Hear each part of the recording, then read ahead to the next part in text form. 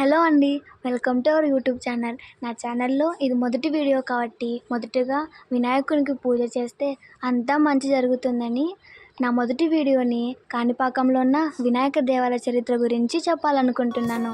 హిందువులు ఎలాంటి శుభకార్యం చేయాలన్నా మొదటగా పూజించేది వినాయకుని పూజ చేస్తే శుభం కలుగుతుందని ప్రజల నమ్మకం. మరి వినాయకుడు అనగానే మనకు ఎక్కువగా గుర్తొచ్చేది ఏమిటి? కాణిపాకం. ఈరోజు మనము కాణిపాకం వినాయక దేవాలయ చరిత్ర గురించి తెలుసుకున్నాము. మొదటగా కాణిపాకం అంటే వ్యవసాయ భూమిలో ప్రవహిస్తున్న నీరు అని అర్థం. కాణిపాకంలో వ్యవసాయానికి ఎప్పుడూ నీరుంటుంది. పచ్చటి పంటలతో అక్కడి వాతావరణం హాయిగా ఉంటుంది. కానీ కాణిపాకం గుడి ఉన్న భూమి ఒకప్పుడు మూగ, గుడ్డి, చెవిటి వారైన ముగ్గురు అన్నదమ్ముల వ్యవసాయ భూమి.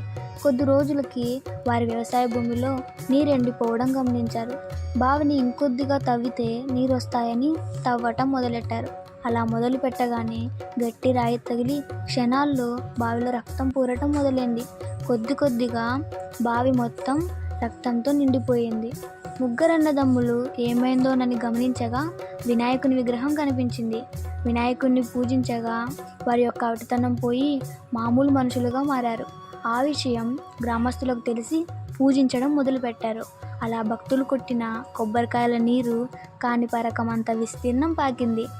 దానితో ఆ స్థలానికి కాణిపరకం అనే తమిళ పేరు వచ్చింది. అదే వాడుకలోకి వచ్చేటప్పటికి కాణిపాకంగా మారింది.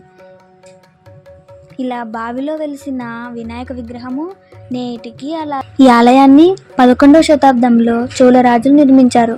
ఈ ఆలయం యొక్క ప్రత్యేకత ఏమిటంటే రోజుకి వినాయక విగ్రహము పెరుగుతూ ఉందంట. 50 సంవత్సరాల క్రితం దేవుడికి సమర్పించిన కవచం ఇప్పుడు సరిపోలేదంట.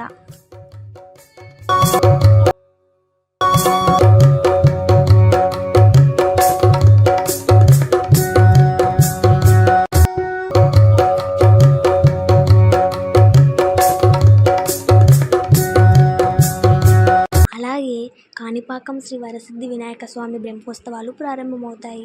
ఆలయంలో వినాయక చవితి వేడుకలు ఘనంగా నిర్వహిస్తారు. ప్రభుత్వం తరపున మంత్రి పట్టు వస్త్రాలు సమర్పిస్తారు. 3 రోజుల పాటు పూజా కార్యక్రమాలు కొనసాగుతాయి.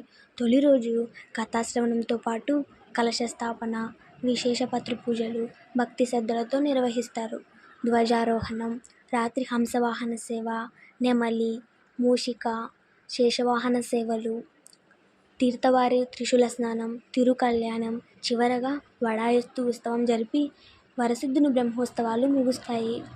ఈ ఉత్సవాలు జరుగుతున్నప్పుడల్లా దేవాలయం భక్తులతో నిండిపోతుంది. అలాగే పిల్లల కోసం ఆట వస్తువులు మొదలైన వాటితో ఈ ఉత్సవం మరింత ఆహ్లాదకంగా మారుతుంది. మీలో ఎంతమంది ఈ ఉత్సవాల్లో పాల్గొన్నారో కామెంట్ చేయండి. మా వీడియో కనుక మీకు నచ్చినట్లయితే లైక్ చేయండి, షేర్ చేయండి, మా ఛానల్ని సబ్స్క్రైబ్ చేసుకోండి.